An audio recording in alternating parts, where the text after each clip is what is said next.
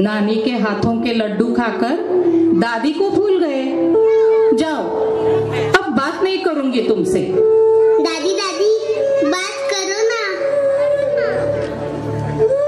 मुन्ने पर आई अब बड़ी दुविधा है, मुन्ने पर आई अब बड़ी दुविधा है।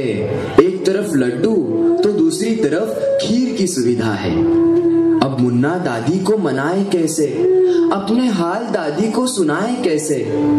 दादी दादी नानी के लड्डू तुम भी खाओ ना, दादी दादी अब मान भी जाओ ना।